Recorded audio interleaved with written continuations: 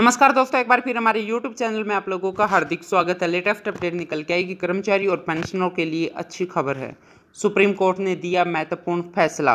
करोड़ों कर्मचारी और पेंशनरों को मिलेगा लाभ। तो दोस्तों, किन कर्मचारियों को मिलेगा लाभ, उनके बारे में हम आपको सब डिटेल में बताएंगे। अगर आप हमारे चैनल पर फर्स्ट टाइम विजिट कर रहे हैं तो चैनल को लाइक कर दीजिए, सब्सक्राइब कर दीजिए, साथ ही साथ बेल आइकन को भी बजा दीजिए ताकि गवर्नमेंट या पेंशन से संबंधित जितने भी न्यूज आते हैं उनकी नोटिफिकेशन आप लोगों के पास तुरंत पहुंच के। तो करते हैं वीडियो को स्टार्ट बिना किसी देरी के।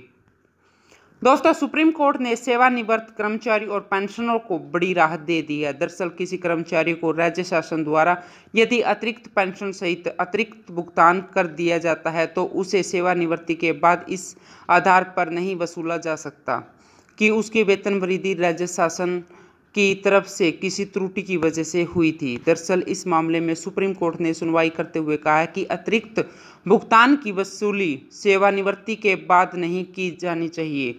यह कर्मचारी का अधिकार है। साथ ही कर्मचारी को होने वाली मुसीबतों से राहत देने के लिए भी यह निर्णय लिया गया है।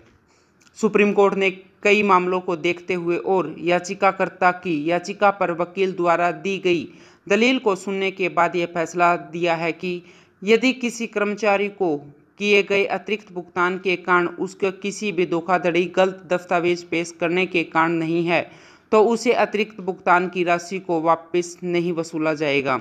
वहीं यदि यह भुगतान कंपनी की ओर से यह राज्य शासन की ओर से भुगतानों की गणना में गलती से दिया गया है तो उसे सेवानिवृत्ति होने के बाद वापस नहीं लिया जाएगा। यह निश्चय ही लाखों पेंशनरों और सेवानिवृत्त कर्मचारियों को बड़ा लाभ होगा। दरअसल कई ऐसे मामले हैं जहां राज्य सरकार और केंद्र सरकार की गलती की वजह से अतिरिक्त भुगतान पेंशनरों को दिए जाते हैं। अब ऐसे में पेंशन की राशि पेंशनर से नहीं वसूली जाएगी। हालांकि यदि कर्मचारी की किसी गलती या धोखाधड़ी के मामले में अतिरिक्त भुगतान हुआ है तो ऐसे मामलों में राज्य सरकारों को और केंद्र सरकारों को वसूली का पूरा अधिकार है। दोस्तों, इस मामले में एक शिक्षक द्वारा उनके खिलाफ राज्य द्वारा शुरू की गई वसूली की कार्यवाही को चुनौती देने वाली एक रीट याचिका को खारिज करते हुए केरल के उच्च न्यायालय ने माना है कि सेवा लाभ प्रदान करते समय लंबित विभाग द्वारा की गई गलती को प्रस्तावित के माध्यम से सुधारा जा सकता है। कर्मचारी के रकम DCRG से वसूली जानी है, जिस पर सुप्रीम कोर्ट में इस पर मामला सुनवाई की गई है। ऐसी अपील में अपीलकर्ता ने तर्क दिया है कि अपीलकर्ता को दिया गया अधिक भुगतान उसकी ओर से किसी गलत बयान या धोखाधड़ी के कारण नहीं था, बल्कि केरल सेवा निगमों की व्यवस्था करने में एक गलती के कारण था। इसलिए इस मुद्दे पर विचार किया गया था कि क्या अपीलकर्ता को सेवा में रहते हुए दी गई वेतन वृद्धि उसकी सेवानिवृत्ति के लगभग 10 साल बाद उसे इस आधार पर वसूल की जा सकती है कि उक्त वेतन वृद्धि एक गलती के कारण दी गई थी।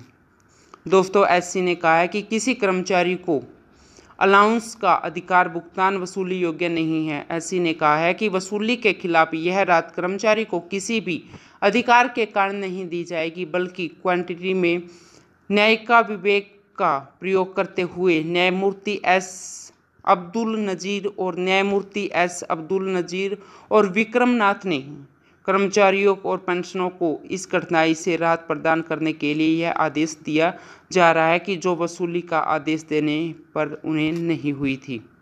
इस मामले में इससे पहले एक शिक्षक द्वारा उनके खिलाफ राज्य द्वारा शुरू की गई वसूली की कार्रवाई को चुनौती देने वाली एक रिट याचिका को खारिज करते हुए केरल के उच्च न्यायालय ने माना था कि सेवा लाभ प्रदान करते समय संबंधित विभाग द्वारा की गई गलती को प्रस्तावित के माध्यम से सुधारा जा सकता है। कर्मचारी के इस मामले में एक शिक्षक द्वारा उन्हें खिलाफ राज्य द्वारा शुरू की गई वसूली की कार्यवाही को चुनौती देने वाली एक रिट याचिका को खारिज करते हुए केरल के उच्च न्यायालय ने माना था कि सेवा लाभ प्रदान करते समय संबंधित विभाग द्वारा की गई गलती को प्रस्तावित के माध्यम से सुधारा जा सकता है। कर्मचारी की DCRG ने भी वसूली मानी थी। तो दोस्तों, आज के लिए इतना ही। मिलते हैं नेक्स्ट वीडियो में, तब तक के लिए जय हिंद, जय भारत।